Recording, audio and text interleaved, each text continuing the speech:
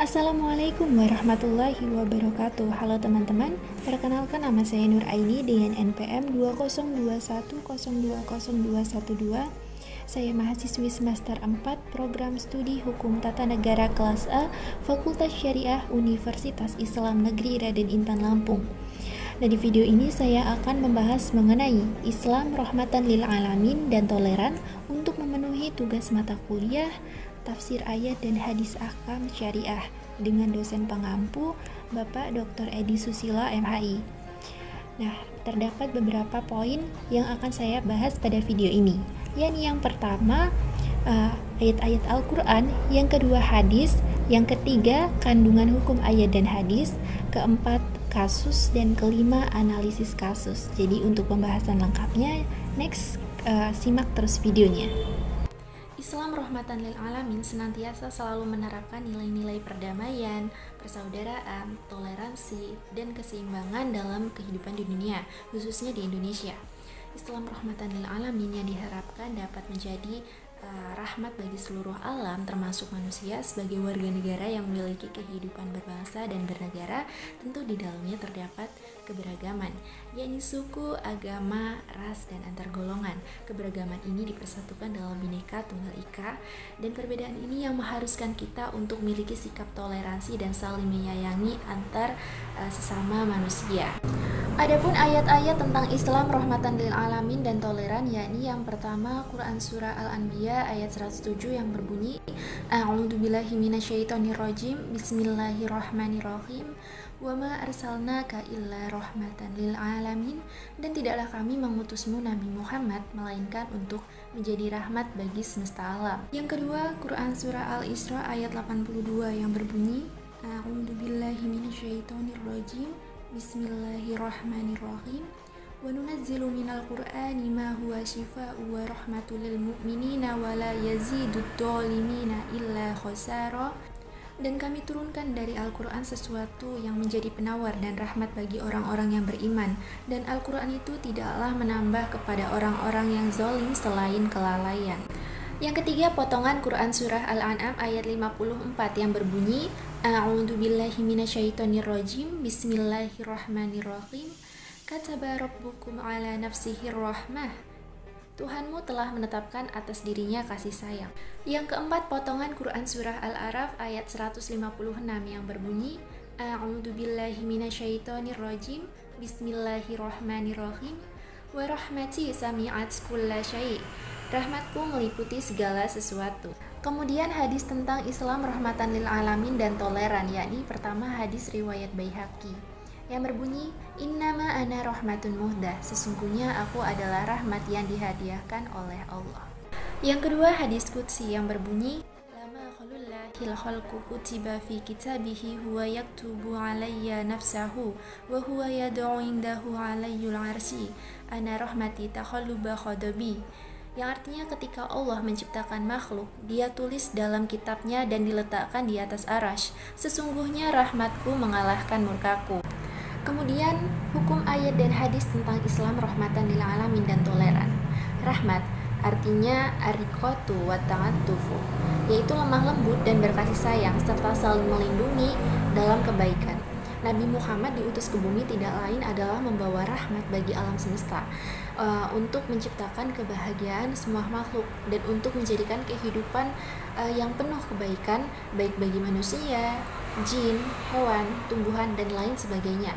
Maka Nabi Muhammad datang bukan untuk membawa kebinasaan. Kebanyakan ulama mengatakan bahwa rahmah dalam ayat yang pertama tadi bersifat umum dan berlaku untuk umum. Mengutip ucapan Ibnu Abbas yang berkata, Kana Muhammad sallallahu alaihi wasallam rahmatan li jami'in nasi faman amana bihi wa sadaqa bihi sa'id wa man lam yu'min bihi salama mimma lahiqal umama min al-qasqi wal kharaqi. Muhammad sallallahu alaihi wasallam adalah rahmat bagi seluruh manusia. Bagi yang beriman dan membenarkan ajaran beliau akan mendapatkan kebahagiaan.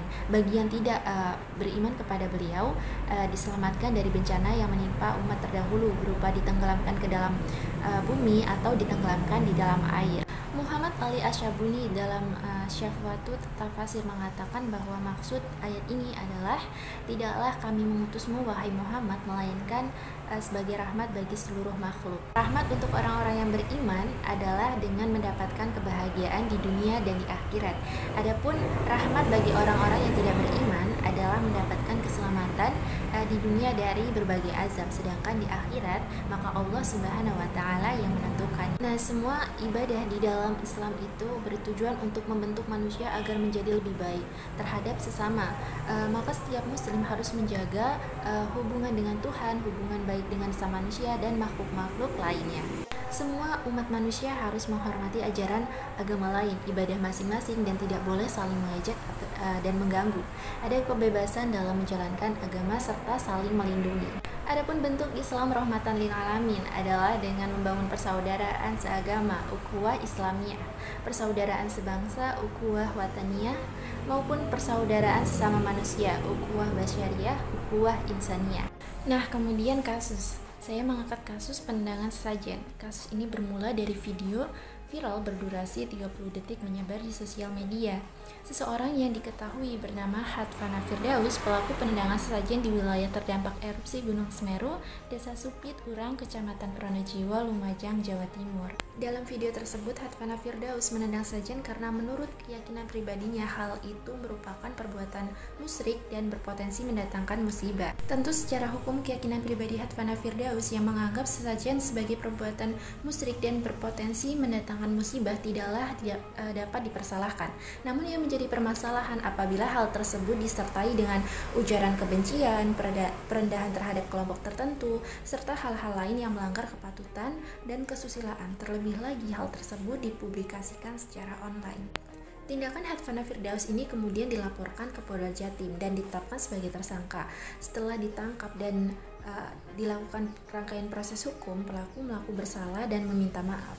Namun ia tidak menjelaskan apa tujuan penendangan sesajen yang menjadi kepercayaan warga setempat itu. Walaupun Hatfana Firdaus telah menyatakan penyesalannya, namun kasus ini banyak menyita perhatian publik, sehingga tetap dilakukan rangkaian proses hukum di Polda Jatim.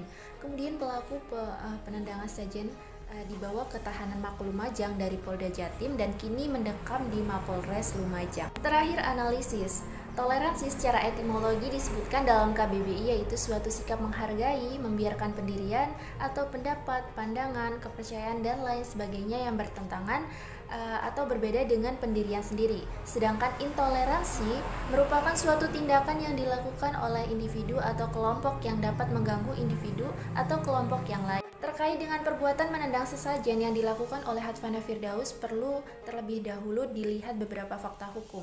Di antaranya pertama, pelaku dalam keadaan sadar dan sengaja melakukan penendangan terhadap sesajen termasuk sengaja untuk mengunggah video tersebut.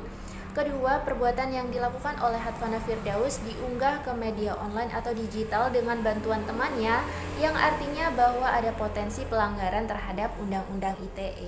Mengutip dari media, Kapolres Lumajang AKBP Eka Yeti Hananto Seno di Lumajang mengatakan bahwa pelaku penendangan sesajen dikenakan Undang-Undang Nomor 19 Tahun 2016 Pasal 45 Ayat 2 Junto Pasal 29 Ayat 2. Juga pasal 156 subsidiar pasal 14 ayat 1 KUHP dengan ancaman maksimal 6 tahun penjara. Di samping banyak yang menginginkan kasus ini tetap berlanjut dalam ranah hukum, namun mengacu pada aspek kemanfaatan hukum, tidak kurang beberapa pihak menginginkan agar kasus Hatfana Firdaus diselesaikan secara kekeluargaan. Menurut Haili Hasan, peneliti setara institut, salah satu lembaga yang fokus pada isu keberagaman dan HAM, menilai tindakan Hatfana Firdaus merupakan perilaku intoleran, yakni satu dari sekian banyak tindakan intoleran yang pernah terjadi di Indonesia.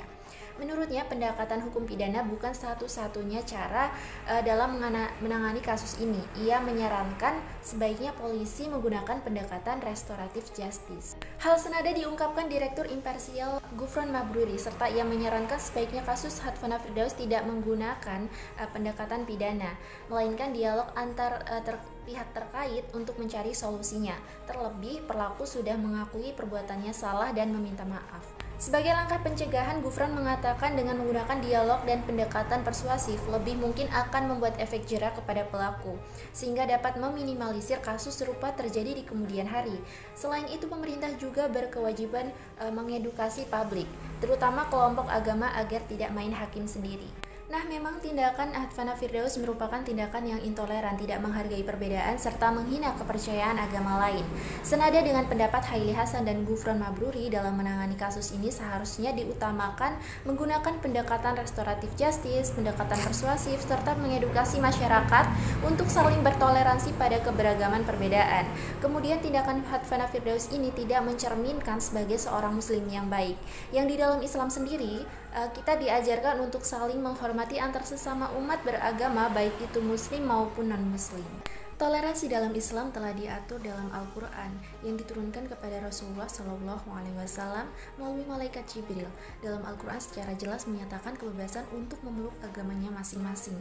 Tidak ada paksaan untuk memeluk agama Islam. Hal ini memang Allah Subhanahu wa Ta'ala telah menganugerahkan sebuah perbedaan kepada manusia, adalah sebuah kodrat atau sunatullah yang harus dipelihara dan dijaga untuk kemaslahatan manusia itu sendiri. Dan Al-Quran menyatakan untuk saling menghargai dan saling menghormati, sebagaimana dalam Quran surah Al-An'am ayat 108 yang berbunyi A'udzu billahi minasyaitonir rajim, Bismillahirrahmanirrahim.